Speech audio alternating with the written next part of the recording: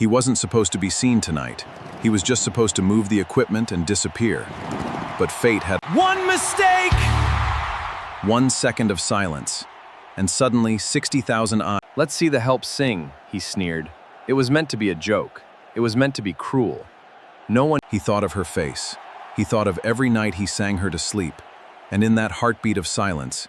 And then he sang, not for revenge, not for fame, but for If you have ever been underestimated, if you have ever been laughed at for dreaming too big for your circumstances, this story is for you.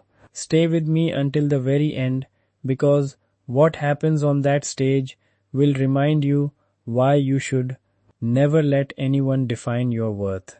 If this story moves you, hit like and subscribe, because there are many more stories like this waiting for you.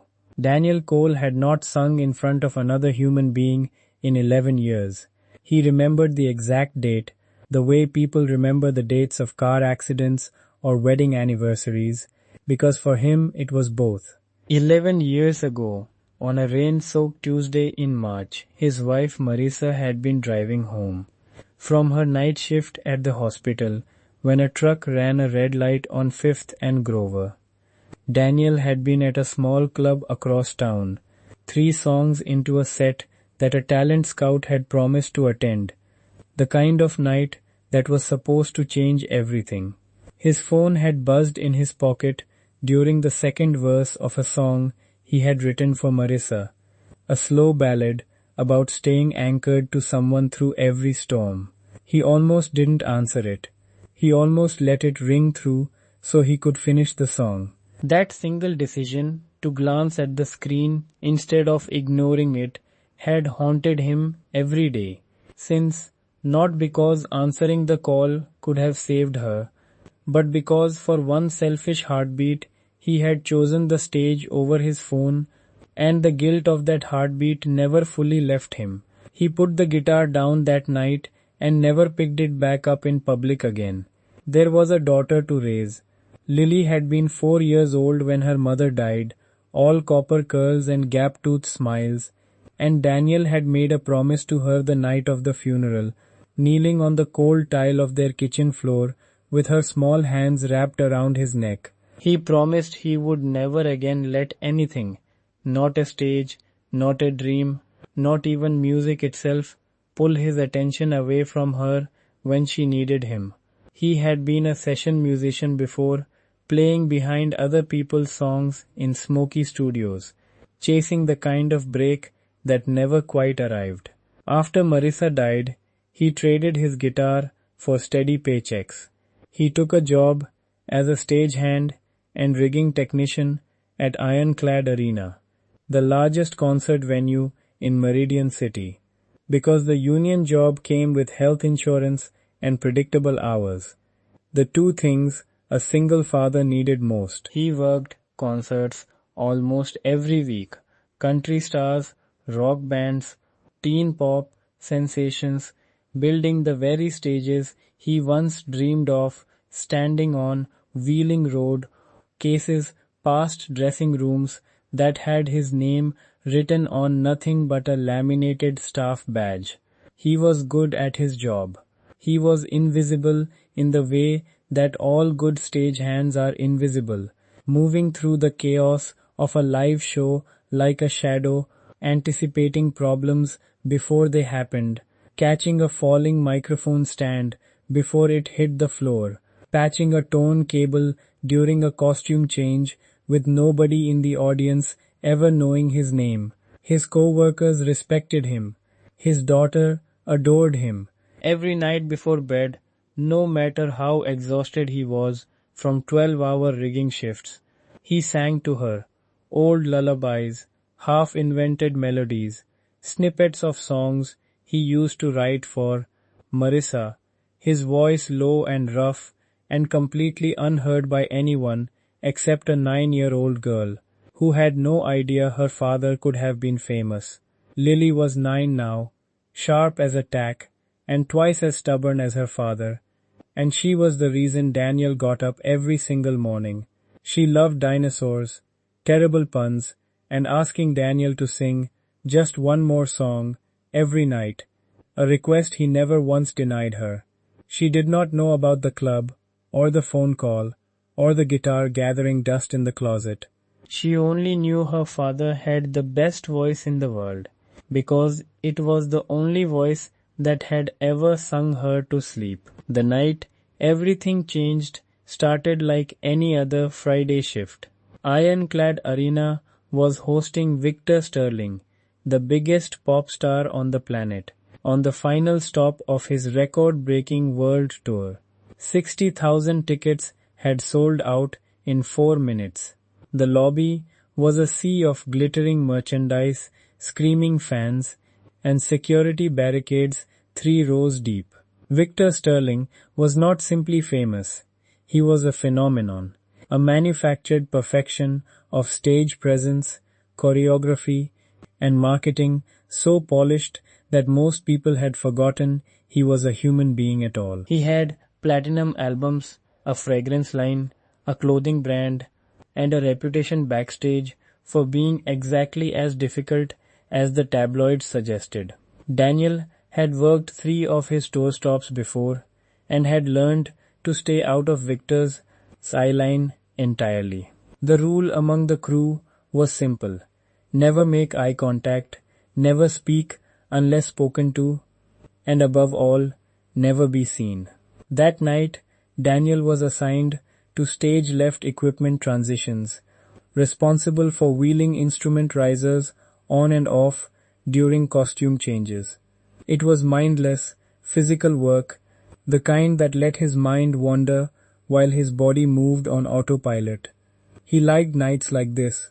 He could disappear into the rhythm of the job, feel the bass thumping through the floor beneath his boots, and for 2 or 3 hours, forget that his back ached and his daughter's school shoes needed replacing and the guitar in the closet had not been touched since a Tuesday in March 11 years ago. The first half of the concert went exactly as rehearsed. Victor Sterling was dazzling, the pyrotechnics timed to the beat, the 8-piece dance troupe moving like a single organism, the crowd screaming every lyric back at him with the kind of devotion usually reserved for saints. Daniel moved risers, coiled cables, and kept his head down, just as he always did. Then, 23 songs into a 26-song set, during the emotional ballad that closed every show, the one moment in Victor's performance that was supposed to feel raw and unguarded, stripped of dancers and pyrotechnics, just a man and a microphone. Something went wrong. The backing track, the one that quietly reinforced Victor's vocals during the most demanding high notes, glitched. A technical fault in the wireless relay caused a half-second dropout right as Victor reached for the song's signature note, the one fans waited the entire show to hear. Without the hidden vocal support he had leaned on for years, Victor's real voice cracked audibly, thin and strained, nowhere near the power the recorded version promised. He tried to recover, pushed through another line, and cracked again, worse this time, his voice fully breaking in front of 60,000 people and 11 cameras broadcasting the show live, to millions more streaming at home. The arena did not boo. It did something worse. It went silent. A stunned, disbelieving silence. The kind that follows an accident rather than a mistake. Because everyone in that building had just witnessed the illusion crack in real time. Victor Sterling froze on stage, chest heaving, humiliation blooming red across his face beneath the makeup, and in that unbearable silence, something dangerous ignited behind his eyes. He needed to redirect 60,000 pairs of judgment away from himself, immediately, by any means necessary. His gaze swept the wings of the stage and landed on Daniel, who had just wheeled a riser into position and was standing exposed in the spill of stage light, trying to retreat into the shadows before anyone noticed him. It was too late. "Wait, hold on," Victor said into his microphone, and the crowd's murmur sharpened into curious attention. He crossed the stage in 6 long strides, grabbed Daniel by the wrist, and hauled him fully into the spotlight before Daniel could even process what was happening. "Everybody, look, we've got real talent hiding backstage tonight," Victor announced, his voice sliding into a mocking, theatrical brightness that made the hair on Daniel's arms stand up. "This is one of our stagehands. I bet he thinks he could do better than me. Let's find out." Laughter rippled through pockets of the crowd, uncertain, half cruel, half amused, the way crowds laugh when they are not sure if something is a joke or a cruelty happening in real time.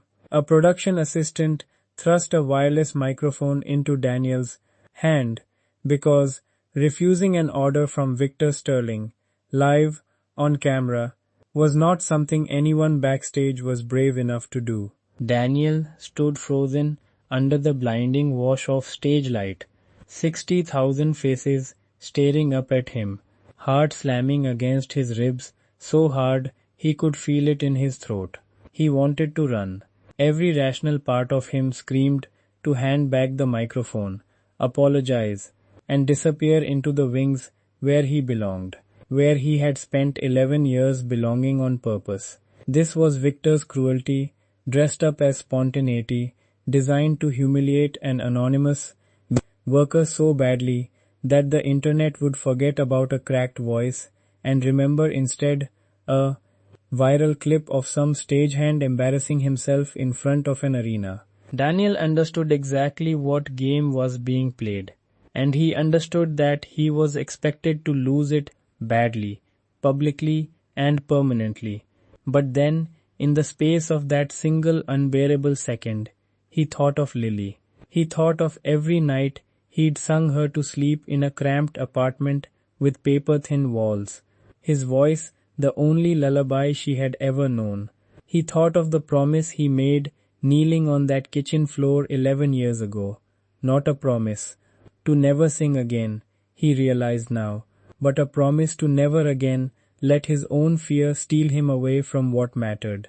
He had spent over a decade believing that promise meant hiding. Standing under that spotlight, humiliated and cornered, he understood for the first time that hiding was never what Marissa would have wanted for him.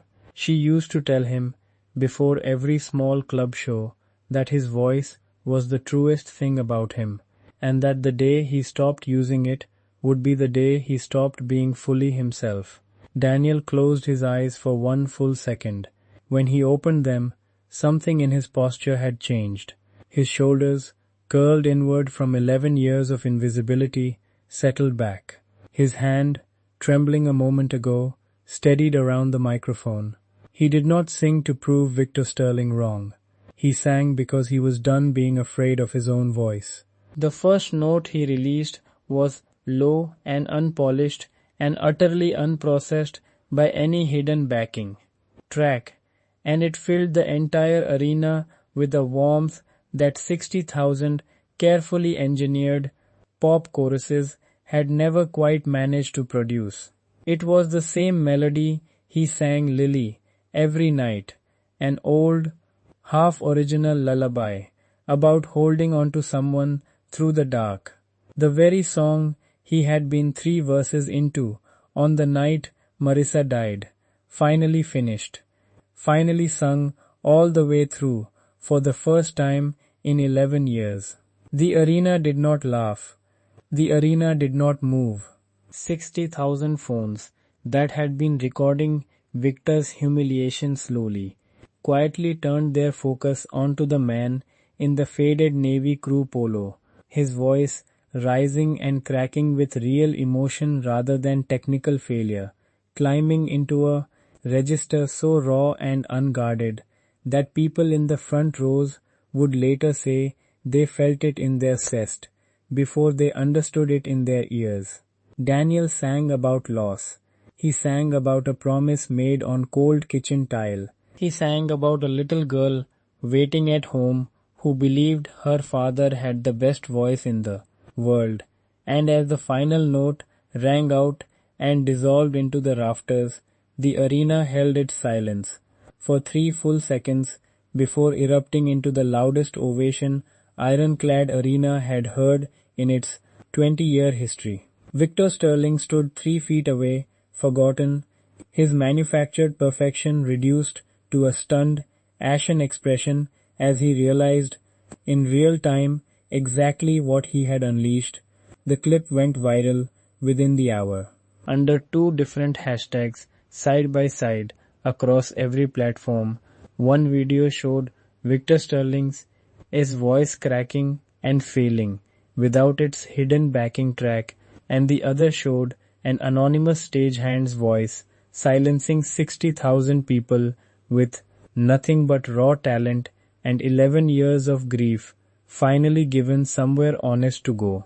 Music journalists who had covered Victor's meticulously constructed career for a decade began asking uncomfortable questions about vocal authenticity and hidden production tricks that had never been questioned before. Within 72 hours, an internal recording leaked from Victor's own production team, confirming what the arena had witnessed live, that his live vocals had been quietly reinforced by pre-recorded tracks for the better part of 3 years, an open secret his label had paid handsomely to protect. The backlash was swift and merciless, not because one performance failed, but because an entire empire built on the illusion of effortless perfection had cracked in front of the one audience it could never fool, 60,000 people who had just heard what a real, unguarded human voice actually sounded like standing beside it. Daniel did not seek any of the attention that followed. He went home that night the way he always did, exhausted, quietly proud, and mostly worried about whether Lily had finished her homework with the babysitter. It was Lily herself, scrolling through a friend's phone at school 3 days later, who first saw the clip of her father on stage and came home breathless, demanding to know why he never told her he could do that. Daniel sat her down on their second-hand couch and finally told her everything about her mother, about the club, about the guitar in the closet, about the promise he made and the promise he had finally understood.